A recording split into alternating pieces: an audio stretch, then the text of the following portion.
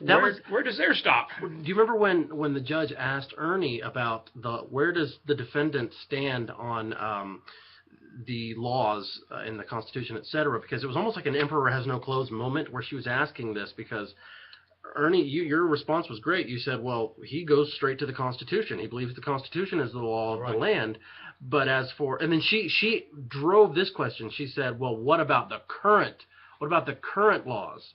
Yeah, and I told her you got to apply the statute, the code, and the regulations. But that was a big deal for her. Yeah, it was, and she smiled about that the whole time she was looking at me. She grinned from ear to ear because I said, you have to apply those, but those are lower laws. There's a higher law. It's the U.S. Constitution, the common law.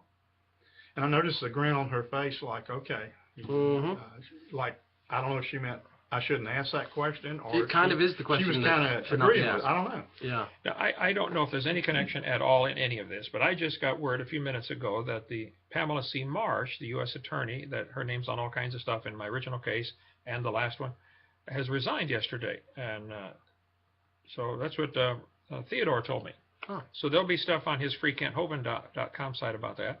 And I heard that Michelle Heldemeyer, who came after me at the original case in 2006, is now pretty serious cancer in Colorado. I hate that. I don't want to shut on anybody, you know.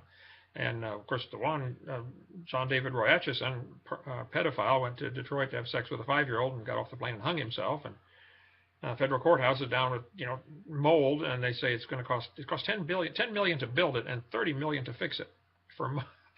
I don't know if there's any connection or not, and don't accuse me of saying that, but I think somebody ought to say, hello, maybe God's trying to talk to somebody. I don't know. I just want him to leave me alone, okay?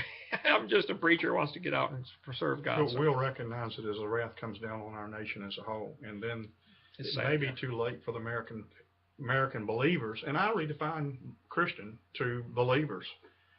Because you got to be a believer, and if you're defining yourself as a Christian and you don't know what a believer is, then you need to get into God's Word and find out. That's a good point. I love that. Thank you so much, fellas, for joining us, and we'll do more of your questions here as soon as I can. We're getting to it. Thank you so much.